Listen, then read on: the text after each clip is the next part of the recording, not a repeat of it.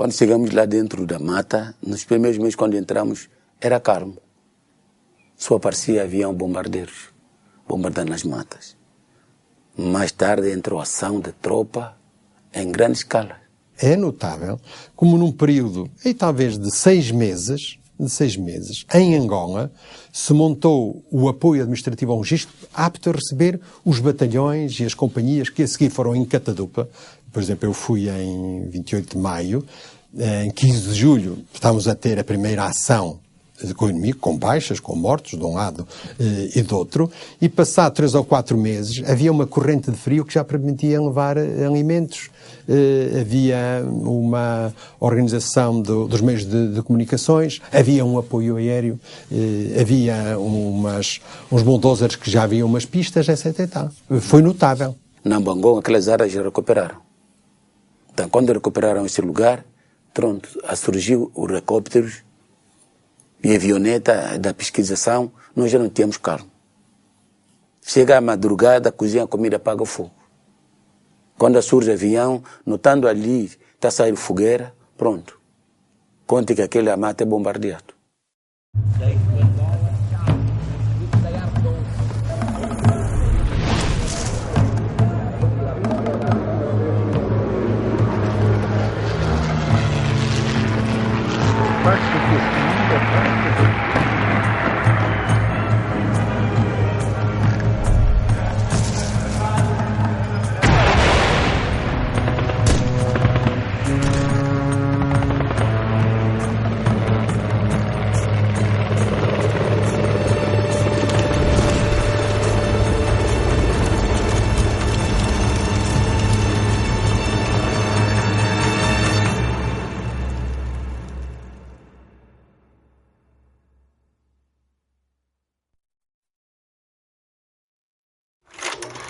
É brutal a resposta às chacinas brutais da UPA.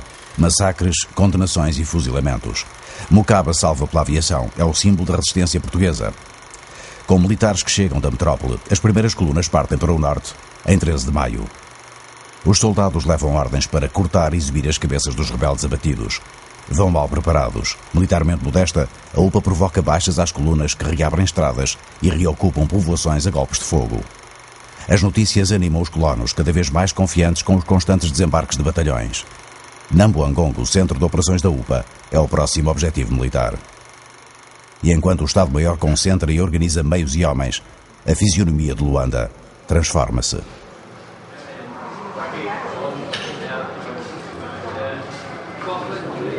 Não, senhores espectadores. Não se trata de ameaça ou refeitório militar dentro de algum quartel.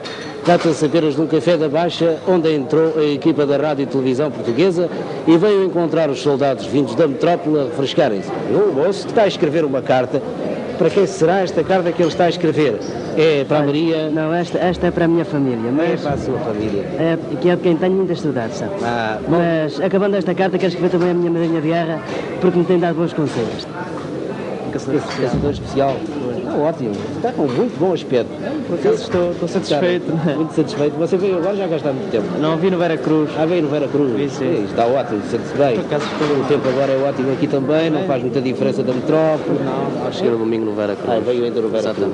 E sente-se bem aqui, não? Muitíssimo satisfeito. Clima, adaptei-me facilmente. É ótimo. Ótimo. Aconselho mesmo todos os seus colegas a virem dar um passeio desse. É maravilhoso. Gosta, não é? Gosta realmente, ótimo.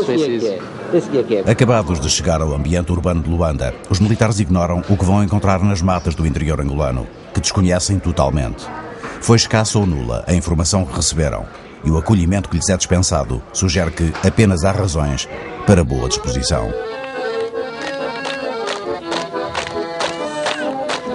3 meses depois do início da guerra, a tropa em Angola tinha duplicado. Havia agora mais de 10.000 homens, empenhados no combate à UPA. Ao mesmo tempo, chega também uma quantidade considerável de meios de campanha e de material logístico. Recursos que só começaram a ser enviados em abril, quando Salazar substituiu na pasta da defesa Botelho Muniz, que o queria depor aparentemente com o apoio americano. Reprimido o golpe interno, permanecia a posição dos Estados Unidos, a favor da descolonização contra a política de Salazar. A surpresa ante o ressentimento do povo português E a reação que por toda a parte se verificou contra as atitudes e resoluções da ONU levam-me a crer que os Estados Unidos, cuja política tem sido sempre conosco de inteira compreensão e amizade, se encontraram diante de uma realidade diversa da que tinham pressuposto. Houve manifestamente grave equívoco em considerar o ultramar português como território de pura expressão colonial. Sempre aplaudido pelos deputados da União Nacional, o Partido Único, Salazar reafirmava a sua orientação oposta à de Kennedy e das Nações Unidas, deixando clara uma intensificação das ações militares em Angola. O convite às autoridades portuguesas para cessarem imediatamente as medidas de repressão é uma atitude, digamos, teatral do Conselho de Segurança e que ele não tem a menor esperança de ver atendida. Tão gravemente ofende os deveres de um Estado soberano. E a soberania portuguesa em Angola mudava de rosto. O governo procurava uma eficácia militar cada vez maior. Afastando Silva Tavares e Libório Monteiro, Salazar concentrou numa só pessoa, o general Deslandes, os cargos de governador-geral e comandante-chefe.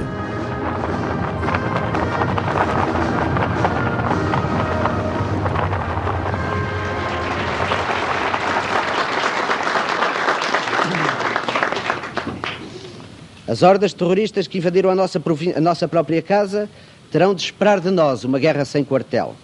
A única alternativa que lhes oferecemos é a sua rendição incondicional ou o seu aniquilamento. Fizeram-nos a guerra. Venâncio Deslandes, um general saído das fileiras do regime e então com funções diplomáticas em Espanha, é o homem escolhido para conduzir a defesa de Angola. O seu discurso é imediatamente festejado pela esperança dos portugueses, tanto como o de Adriano Moreira, o ministro que o tutelava. Os colonos confiam nas decisões do governo de Lisboa. Acreditam que, com o novo governador, a situação será rapidamente controlada. Isto numa altura em que a guerra está numa fase aguda, com a UPA ativa em grande parte do norte. No final deste mês de junho, o primeiro comunicado oficial das Forças Armadas informava que tinham morrido 50 militares desde fevereiro. Havia também muitos civis mortos em combates, já que a guerra começou por ser suportada por eles, organizados em milícias de autodefesa nas suas povoações.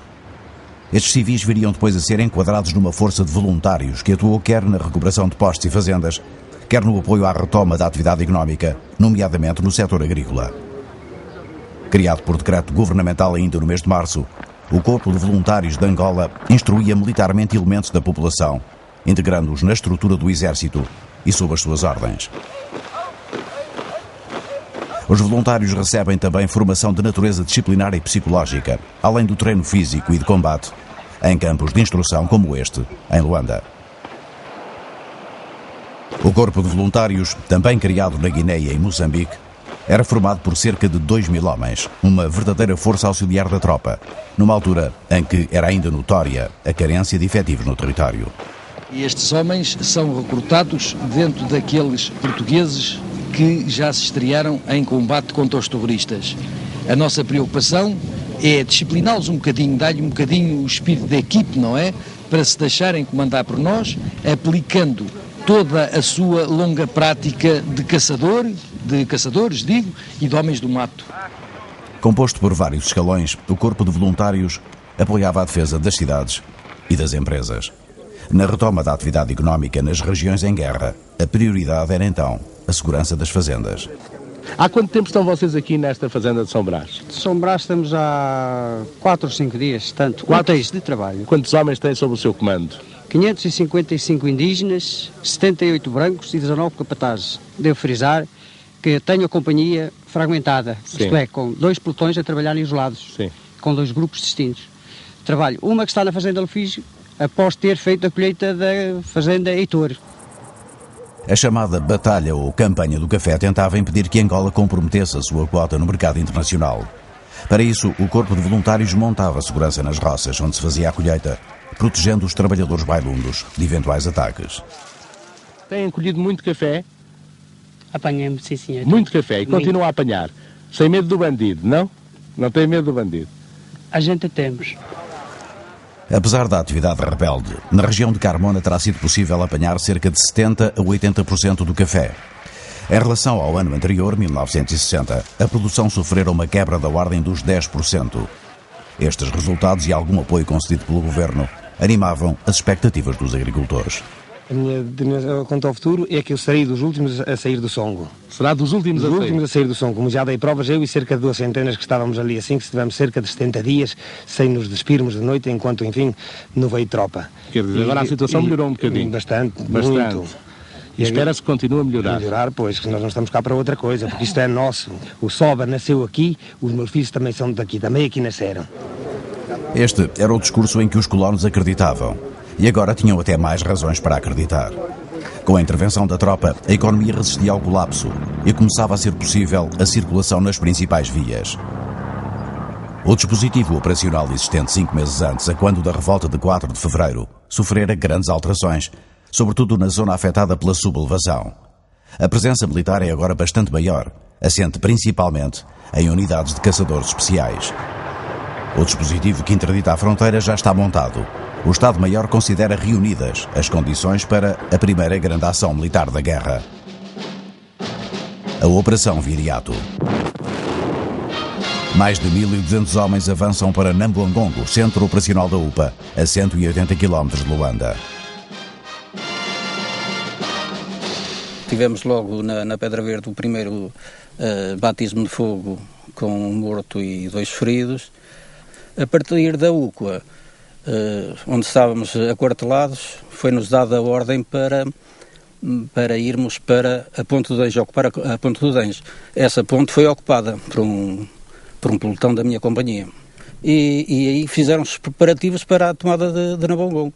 Portanto, logo a seguir à Ponte do Denjo, tivemos também que fazer a reconstrução da ponte do Luíca, reconstrução esta que nos custou mais uma vida.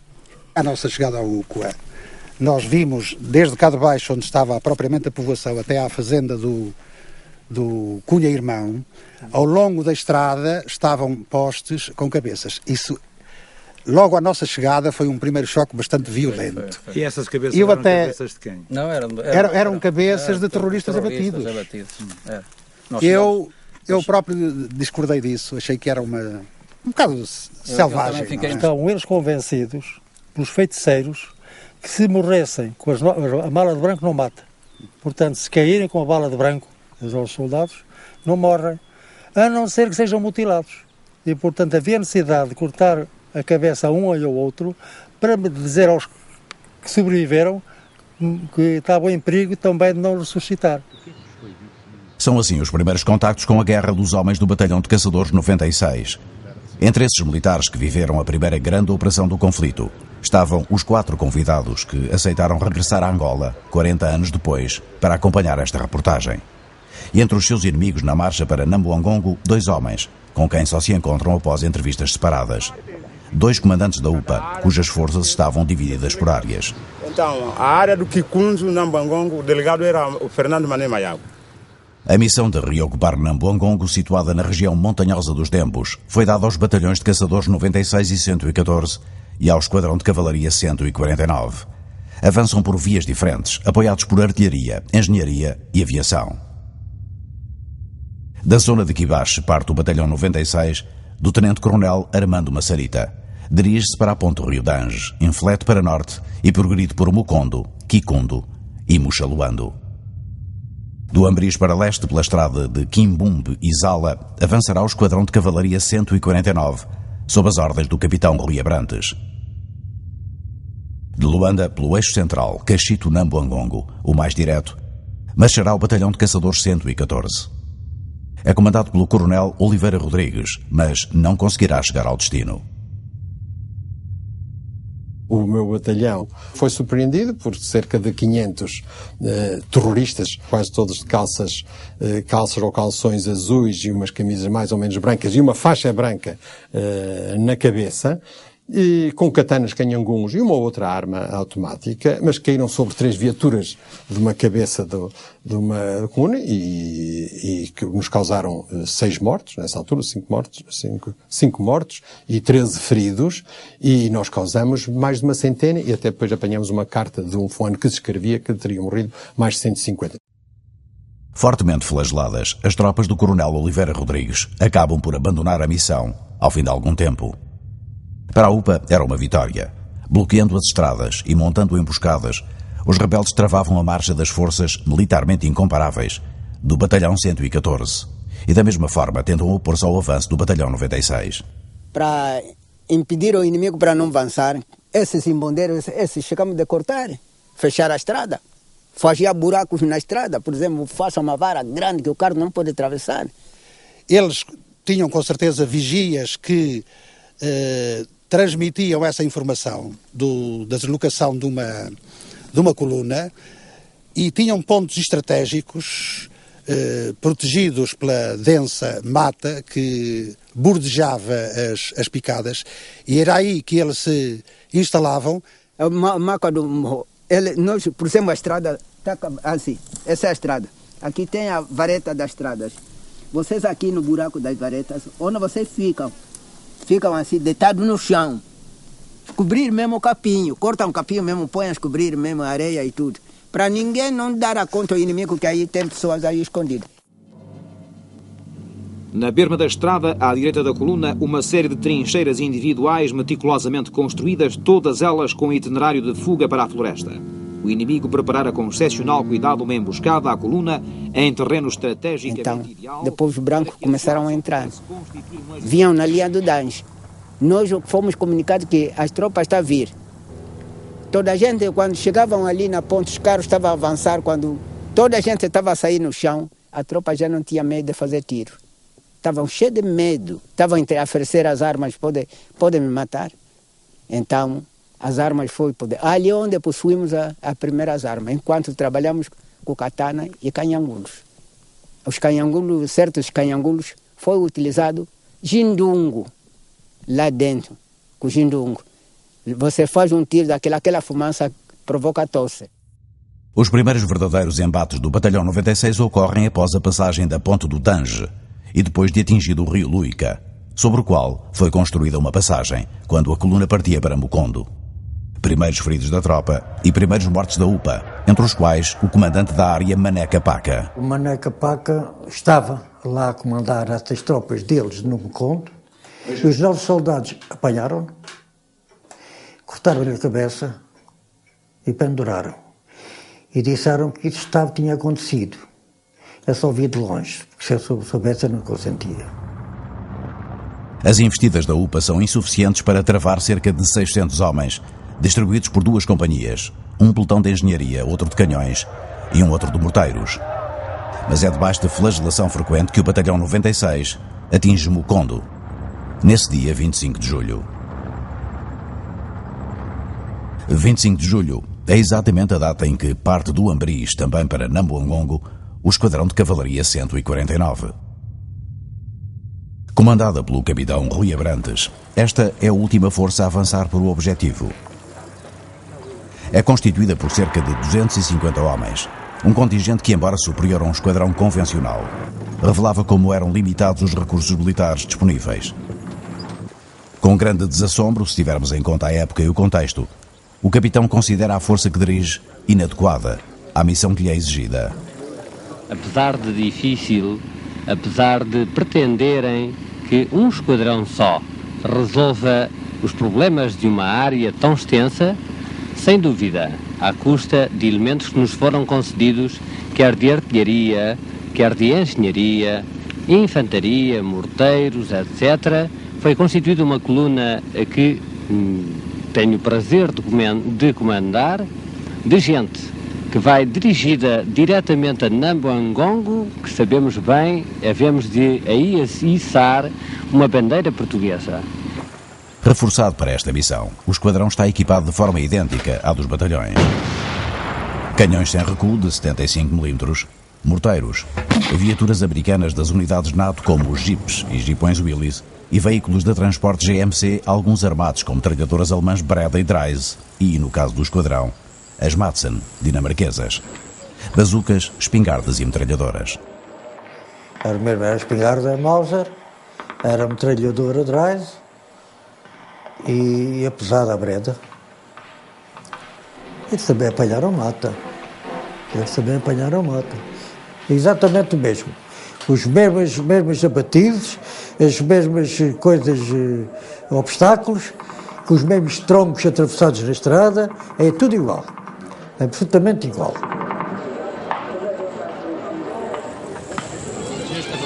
A coluna parou de novo porque no meio da estrada foram encontrados troncos de árvore.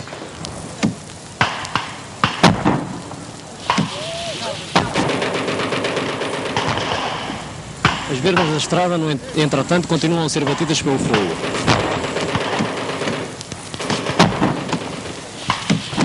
E sempre com um dispositivo com os metralhadores alternadamente apontados para a direita e para a esquerda, não é? Para, se houvesse qualquer incidente, qualquer coisa ou qualquer paragem, não é? Eu fazia sempre umas apalpações de fogo. Criar medo. Fiz assim muito assim de guerra psicológica também. A UPA não ataca apenas as colunas em movimento. Algumas centenas de homens tentam um assalto no Mucondo, quando o batalhão se reorganiza para prosseguir a marcha. Eu fiz à volta da igreja, foi no Mucondo. À volta do Mucondo, eu fiz uma coisa, fiz um dispositivo, na verdade, já a pensar, e a tal duas filas eram farpadas, e os tais abrigos das metralhadoras a contar com uma reação deles. E vieram uma ordem enorme, pá. Uma coisa enorme, atacando por todos os lados. E para ficarem 132 mortos. A partir do Mucondo, nós tivemos o apoio quase permanente, não é? Ao diário, dos PV2. Os PV2 eram apetrechados com metralhadoras Browning, que bombardeavam o inimigo quando os detectava, e além disso, traziam em cada asa uma bomba de napalm, que em situações que eles verificavam ser de concentração inimiga, lançavam.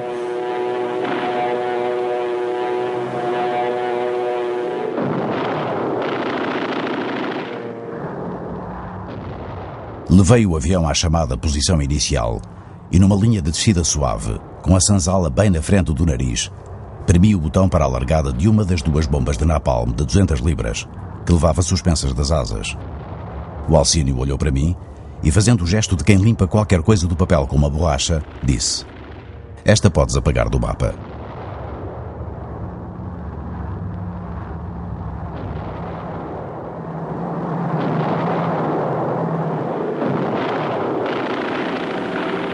Além de bombardear e metralhar abrindo caminho à infantaria, a Força Aérea apoiou as forças em marcha para Nambuongongo, também com aviões ligeiros Auster e DO-27 Dornier, para operações de reconhecimento e reabastecimento, usando pistas construídas pelos sapadores de engenharia que integravam as colunas. A aviação assegurava também a evacuação de feridos e, usando aviões de transporte Noratlas, procedia ao reabastecimento de víveres quando era necessário. Nem sempre havia colunas civis, porque eram as colunas civis que nos traziam rações, não só as rações de reserva, como também as próprias munições. Portanto, chegámos a uma altura tal que na verdade, tivemos falha de munições e tivemos falha de alimentação. No Mucondo, precisamente, estivemos à volta de 8 ou 10 dias acampados em que, de facto, só comíamos a bolacha matola e bebíamos água. Houve algumas tentativas de reabastecimento aéreo que realmente deram muito pouco resultado, porque, por exemplo, lançavam sacos de pão e os sacos de pão rebentavam, então ficavam lá no meio do capim e nós não conseguíamos localizá-los. Ainda não havia o lançamento dos abastecimentos em paraquedas. As dificuldades eram muitas e de todo o tipo.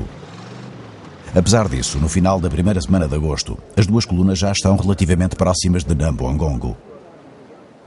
O esquadrão de cavalaria há muito que deixara para trás o itinerário da zona litoral e avançava agora pela mata densa.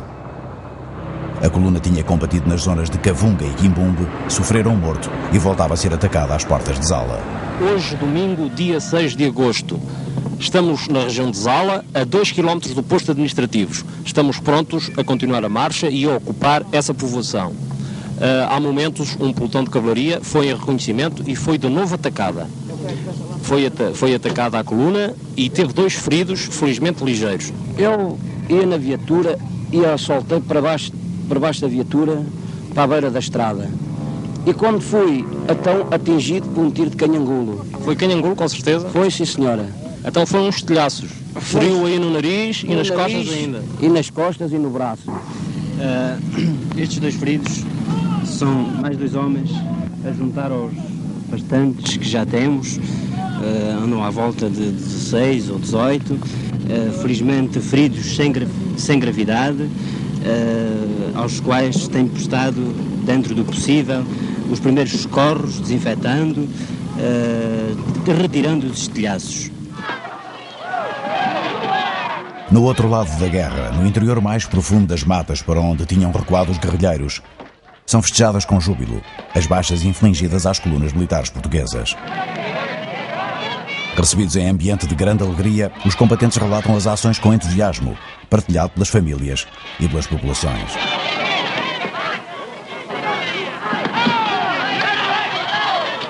They told us that they had ambushed a Portuguese patrol a few miles away. One boy had killed 2 soldiers. The extra weapons they were carrying lent weight to their story.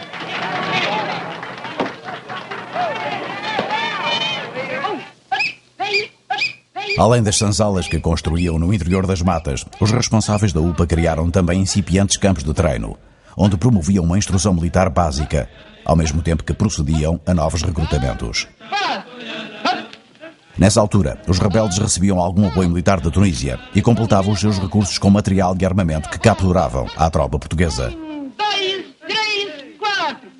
Ao mesmo tempo que atacavam as colunas militares tentando impedir a sua progressão, os guerrilheiros empenhavam-se em destruir tudo o que podiam antes de abandonar as povoações, quando pressentiam a chegada da tropa.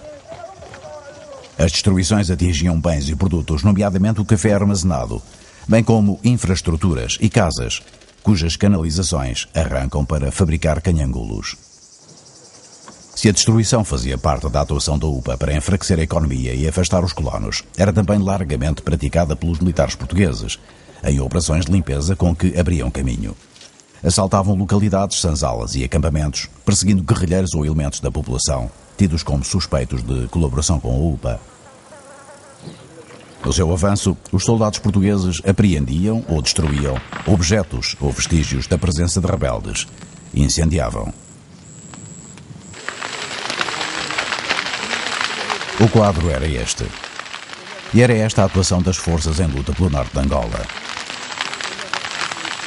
E é neste ambiente que a coluna de Rui Abrantes chegava agora a Zala, povoação que ilustrava bem a imagem da guerra.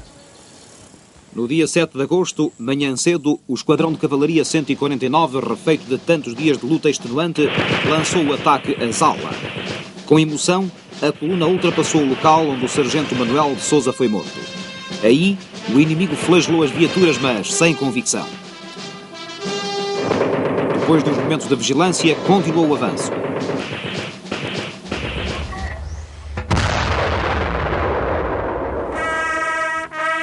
Cinco meses depois do início da guerra e ao fim de 12 dias de marcha, entre ataques e emboscadas, os portugueses reocupavam Zala, lugar importante para a UPA. Ficava a 40 km de Nambuangongo, para onde o esquadrão abria agora caminho, bombardeando o itinerário.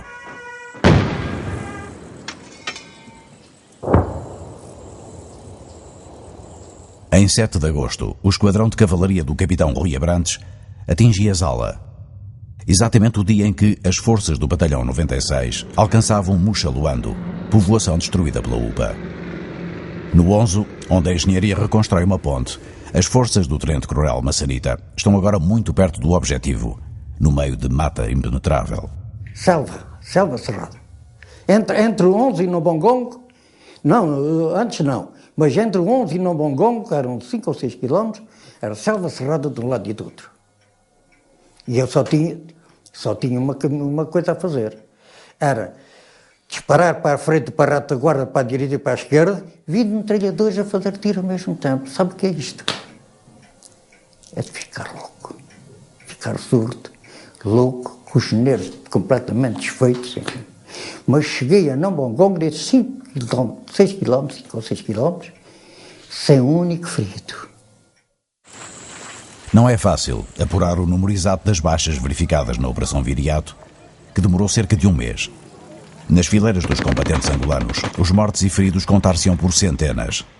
Quanto aos portugueses, um balanço segundo os relatórios das principais unidades indica que mais de 80 militares foram postos fora de combate. 23 mortos e 65 feridos foram registados no campo de batalha, mas alguns dos feridos poderão ter morrido depois, o que elevaria os custos humanos da reocupação de Nambongongo. Chegámos lá às 5h45 da tarde, às 6 horas que foi à noite. Fiz uns tiros da palpação. Eu não tive reação nenhuma. As casas todas destelhadas, a igreja destelhada, os altares todos destruídos. E vi apenas uma imagem da Nossa Senhora perto da escada. Ficámos lá e na manhã do dia 10 começa a receber tiros a Nambongongo. E eu penso que eram os terroristas. E afinal de contas, mas vês que os tiros vêm deste lado. E eu tinha na véspera visto eles a fugirem naquele lado. Tinha que ser o Abrantes. Eram 9 horas do dia 10 de agosto. Os homens do batalhão de infantaria 96, que ali chegaram horas antes, receberam um esquadrão de maneira delirante.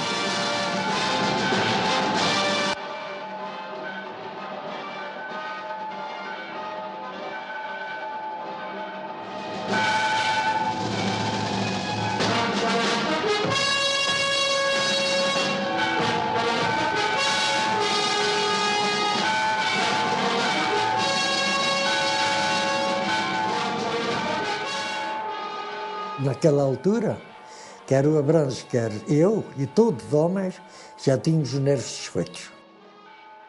Eu vi nas lágrimas dos meus soldados, num sorriso de satisfação, numas expressões de rosto, onde havia lágrimas e sentimento, o prazer extraordinário do objetivo conquistado.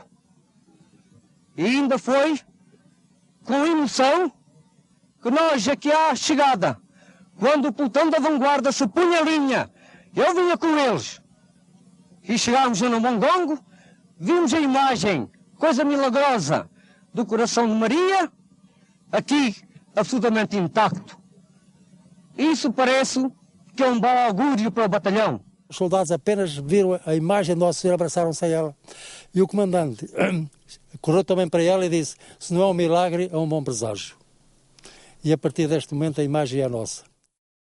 Um episódio com especial significado para Francisco Jorge, sendo ele padre. Quando se ofereceu para a guerra como capelão, o bispo de Leiria fez-lhe uma oferta que deveria acompanhá-lo em Angola. Exatamente aquela que voltou agora a acompanhá-lo, 40 anos depois da marcha do Batalhão 96. Portanto, partimos de Rosa de Santarém para a Operação Viriato, acompanhado da imagem de Nossa Senhora de Fátima, que é histórica, porque é a primeira imagem que aparece na Guerra de Angola. É a primeira imagem, que é esta que está aqui. E dormia com ela abraçada a mim, convencido, vou chegar ao fim. Portanto, guardou-me. E, portanto, esta imagem que nos acompanha em toda a viagem até Nambongongo. E quando chegamos a Nambongongo, encontramos o Sagrado Coração de Maria. O momento estimulava manifestações de fé individual e coletiva. Na fuga, era difícil aos elementos da UPA transportarem a imagem para a mata. Por isso a deixaram. No entanto, para muitos militares que atingiam ilesos o fim da jornada, um encontro assim só podia ser milagre. Talvez tão grande como o facto de poderem içar a bandeira na torre da igreja, onde se mantiveram incólume, como eles próprios, essa imagem da Virgem.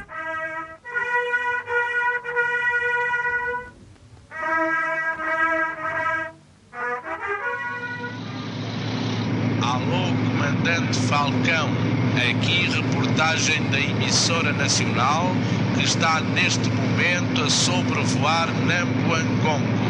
E já que estamos em contacto com o comandante das forças que reocuparam essa povoação, onde estamos a ver com muita satisfação, com muito orgulho, com muita emoção, a flutuar a bandeira nacional, queríamos, antes de mais nada, Sr. Comandante, testemunhar-lhe o agradecimento de todos os portugueses pelo esforço despendido pelos homens sob o seu comando. Parabéns. Nambuangongo, como todas as batalhas, é mais do que uma única história. É o passado dos combatentes angolanos da UPA e o dos militares do exército português. Esta reportagem foi buscar esses homens ao longínquo ano de 1961 e juntou-os, juntando memórias muito afastadas. O que foi isso na mão? Na mão é o tiro. Foi o tiro mesmo? Foi o tiro mesmo que foi lá. Um tiro. Um tiro que foi lá, na mão. Na mão é um tiro que foi lá. Diga-me cá uma coisa, era de onde? Era do Quicunzo.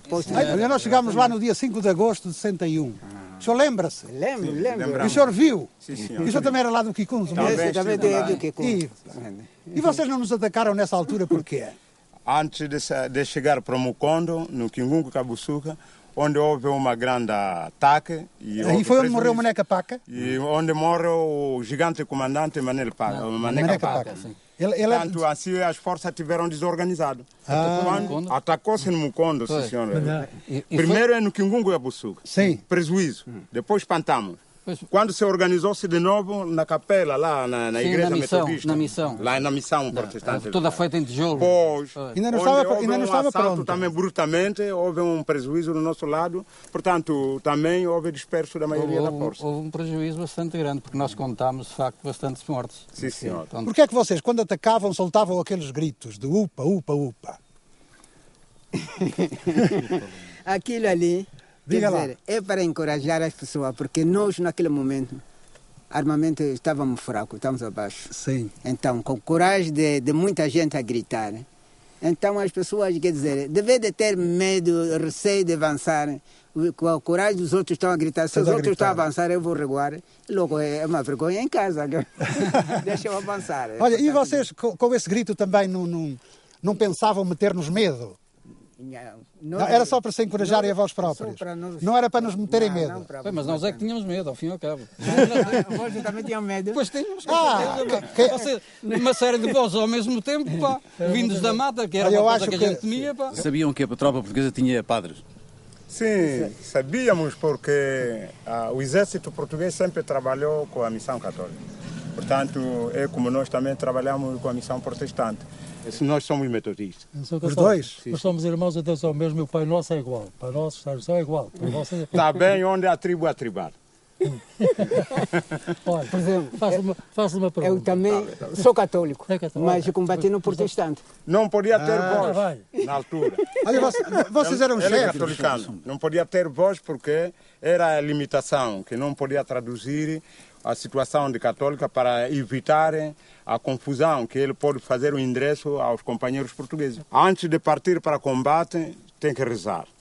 A chegada tem que agradecer a Deus, quer por bem como por mal.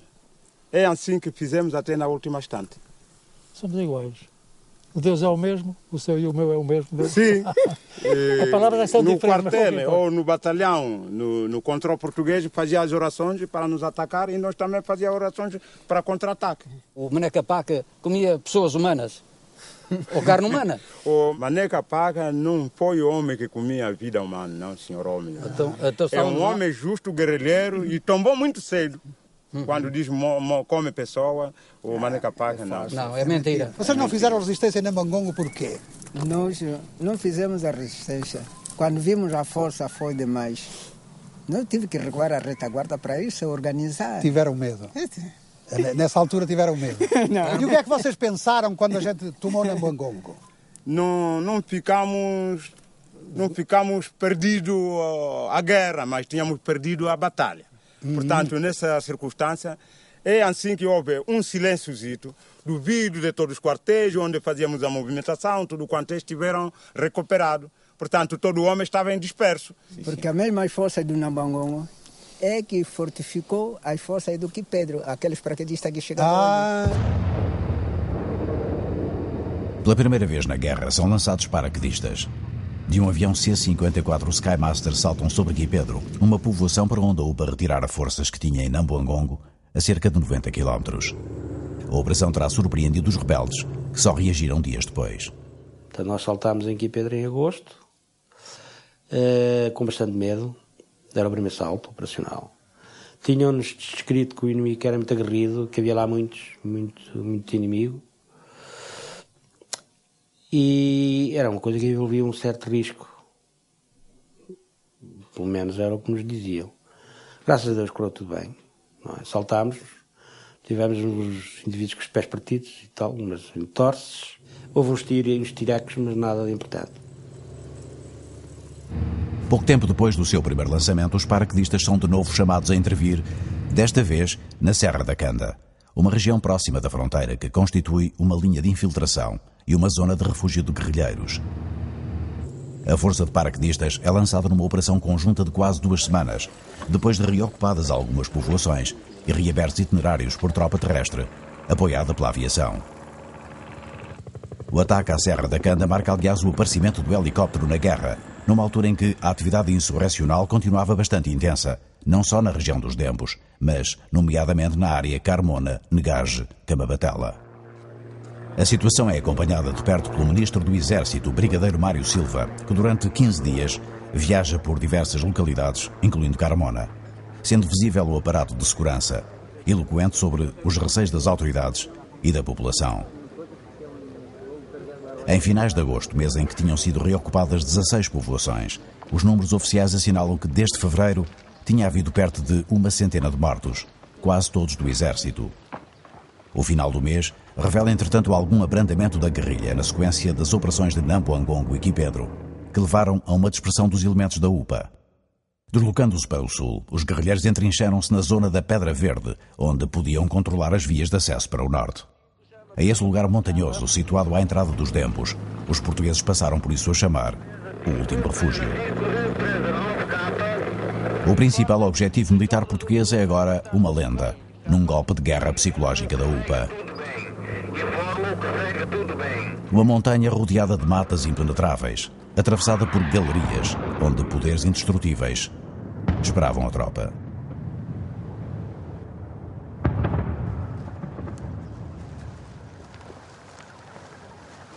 A Operação Esmeralda é atribuída a uma força baseada no Batalhão de Caçadores Especiais 261 e composta por unidades de artilharia e de engenharia.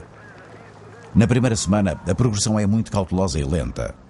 A coluna chegou a demorar um dia para percorrer pouco mais de 200 metros, por difíceis picadas. 3-5 chama capa. Dezenas de abatizes, cuja remoção exigia por vezes o recurso a petardos, continuavam a ser uma importante arma da UPA para travar a marcha das colunas, através de emboscadas.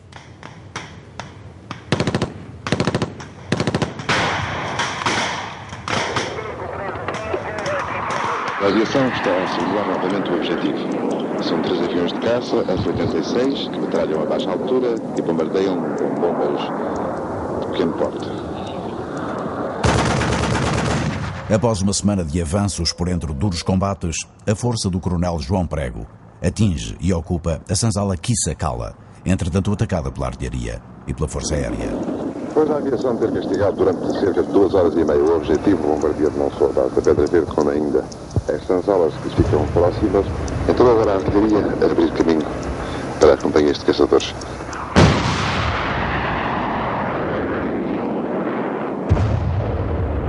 Em 20 de setembro, a coluna alcança a senzala do Lemba, que fica na base da Pedra Verde, após uma manobra em que convergiu de 3 pontos diferentes, talvez surpreendendo as defesas contrárias. Sofrera muitas baixas, mas a dureza da resistência dos combatentes da UPA não confirmava a lenda. O ponto mais alto do maciço da Pedra Verde, o morro Camocongolo, estava agora à mercê dos militares portugueses. Os homens estão a alcançar agora o cimo da Pedra Verde. Faltam-nos uns escassos metros. Cá abaixo dão-se informações sobre a orientação que devem seguir, visto que estão sempre a beirar um precipício de uma altura da ordem dos 600 metros, cortado a pique e que se afunda na espessura da floresta. O oficial que comanda esta coluna ordenou já a formatura e vai ser disparada uma salva de 3 tiros.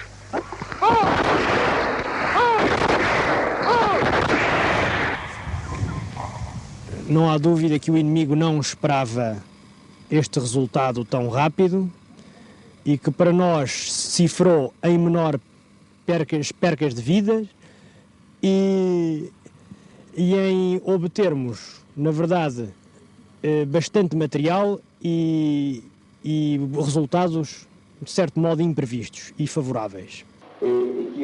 Em breve, as Forças Armadas recuperam todo o território sob o controle da UPA, o que tem efeitos internos e externos.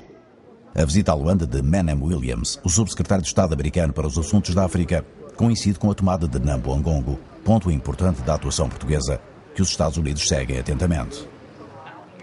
O relacionamento entre Portugal e a administração Kennedy estava então dominado por divergências de fundo, constantemente expressas na ONU. Portugal acusava Washington de apoiar e receber Holden Roberto, embora o líder da UPA se queixasse da falta de apoio militar americano. E enquanto acusava os Estados Unidos de não defenderem Angola do comunismo, aproveitava para responder a Portugal.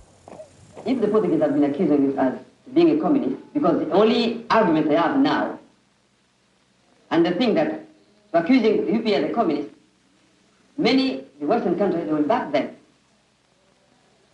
I can tell you. But we are not communists, but we are fighting for freedom. And we don't think that the only communists want freedom for the people. Ajuda militar, a América não deu ajuda militar. Oferecendo bolsas, depois as organizações filantrópicas americanas começaram a oferecer medicamentos. Não havia um apoio oficial americano em termos logísticos e em termos de dinheiro, não havia. Também relativamente a Portugal, o apoio militar americano ajuda a perturbar as relações entre os dois países, que, sendo aliados, estão agora em oposição. John Kennedy adverte Salazar. As tropas portuguesas não podem usar em Angola aquilo que Portugal tenha recebido enquanto país membro da NATO: veículos, munições, armas. Material que, na verdade, estava a ser usado. Essas que nos foram entregues eram armas da marca FN. Era armamento NATO. Não deveriam ser utilizadas fora do espaço NATO. Havia instruções muito fortes, porque uma arma daquelas nunca, por nada, poderia-se cair nas mãos do inimigo. Bombas de napalm americanas lançadas em Angola embaraçam também Washington. Estilhaços recolhidos por uma equipa de televisão dos Estados Unidos confirmam a denúncia de um jornal inglês. One village that we entered looked as if it had been completely scorched by fire. In the wreckage, there were fragments of bombs. Some of the people who had lived here came out of hiding to tell us what had happened. On a day in March, Portuguese planes had come over, strafing the village, and then had dropped firebombs. Some people had been killed, and the rest had fled. This was the first of a half-dozen such villages burned out by napalm bombs that we would see during the trip. A reportagem foi exibida pela NBC e os seus autores viriam a testemunhar perante as Nações Unidas sobre o que viram. Robert Young e Charles Durkins terão sido os únicos repórteres a acompanhar os combatentes da UPA nas matas angolanas, na sequência do levantamento de 15 de março. The leader of the village seemed rather dubious about us, but when our interpreter Norbert explained that we were Americans, everything changed. A reportagem mostra que era conhecido na mata o apoio norte-americano e revela também aspectos da assistência a refugiados num hospital do Congo. I think of a little burn case who was carried in for 8 days in a hammock made of vines. He'd had no medical treatment at all. Over 2/3 of his body had second and third degree burns. He said it was some kind of a bomb, and from the location of his burns and the extent of his burns, we figured it must be is it napalm bomb? Milhares de refugiados tinham passado a fronteira. Uns, por não aderirem à revolta, fugiam dos rebeldes. Outros fugiam da repressão portuguesa. Outros ainda refugiavam-se, mas continuavam a apoiar a UPA. Nos princípios, antes do dia 15, o dinheiro que a gente vendia o café, a gente estava contribuía à UPA. Depois da guerra, que estavam nas matas, aquele que refugiava para o Congo, entanto que havia comerciante, vende aquilo, vende isto aqui, tanto contribuía para a revolução. Na mata já não saía dinheiro, mas aqueles todos que que refugiava para o Congo, são essas que estavam a suscitar a revolução. Face à dimensão do problema dos refugiados, as autoridades congolesas pediram auxílio à Cruz Vermelha e às Nações Unidas. Alegavam falta de condições para enfrentar a situação, tendo sido calculado em mais de 120 mil o número de angolanos deslocados. Com a estabilização gradual da situação no norte de Angola, muitos refugiados começavam a retornar às suas terras. A reabertura de estradas ajudava à reativação da economia, com os colonos a retomarem a elaboração nas fazendas e nas empresas. Deste modo, e embora ainda sob 2 fogos, as populações em geral ensaiavam um regresso, mas nem sempre por vontade própria. Muitas vezes eram obrigadas pela pressão das autoridades civis e militares. As populações precisam de comer, não é? E de maneira que uma das medidas era bloquear o acesso das populações que estavam na mata às lavras. Para dificultar-lhes o acesso, ou tirando aquilo, a comida, a mandioca que estava a crescer, que estava crescida, tirando-a, não é? Ou emboscando ali na zona, e eles passavam a ter medo de lá ir buscar. De maneira que eles a pouco e pouco começaram a entregar-se. Eram bem recebidos, era a chamada ação psicossocial, não é? O que era a psicossocial? Como eu conhecia os negros, o chefe responsável, punha numa garrafa uma mensagem.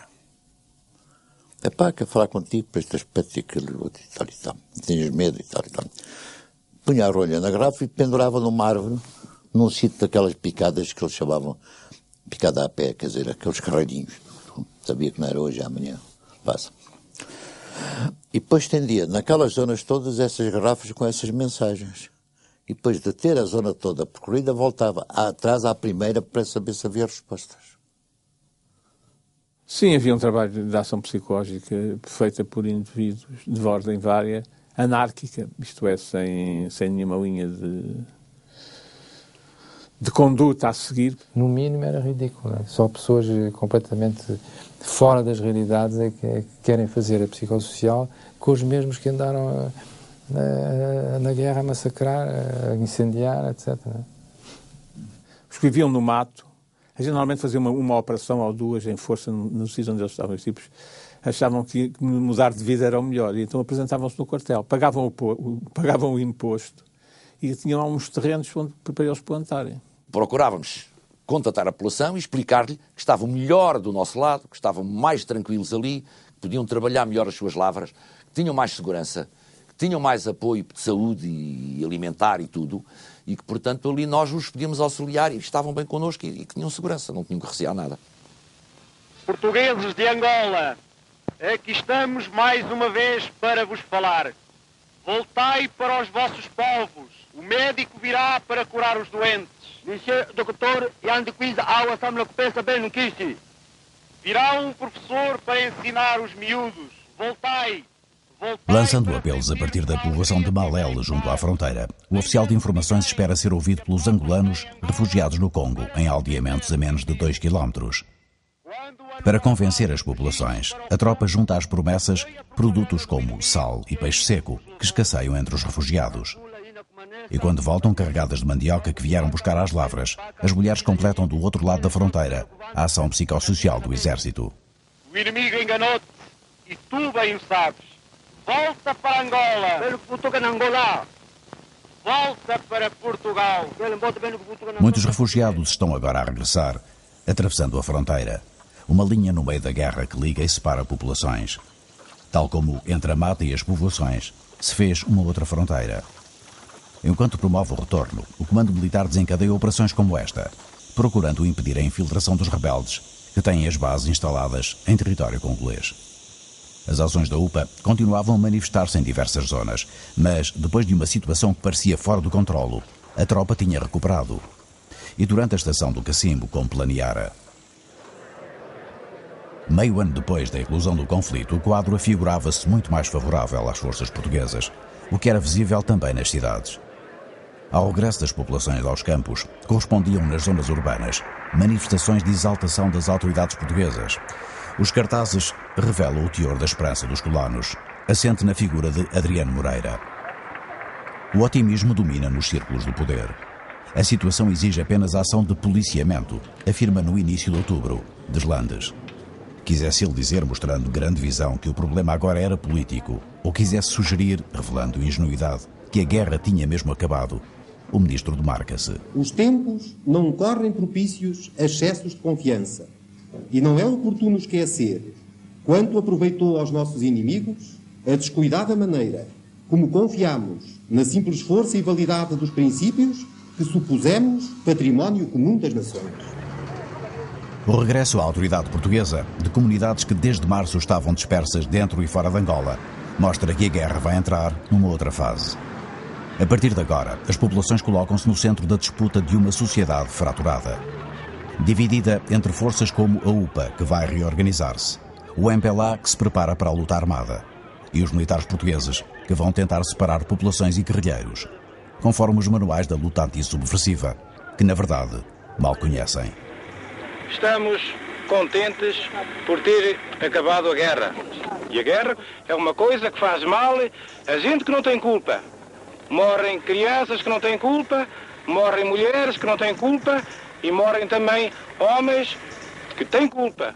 Quando morre um homem que tem culpa, está o castigo, não faz mal. E se souber que há outros povos que vêm para aí, outra gente, que começa outra vez a querer fazer na vossa cabeça coisas que não está certo, vocês têm a obrigação de trabalhar connosco. Vocês vão para as vossas terras outra vez, para as vossas sanzalas, mas vão agora, sem ideias más na cabeça, começar para o distrito todo uma época nova que dure 10, 100, 500 anos de paz, brancos e pretos. É isso que vocês agora vão dizer àquele povo.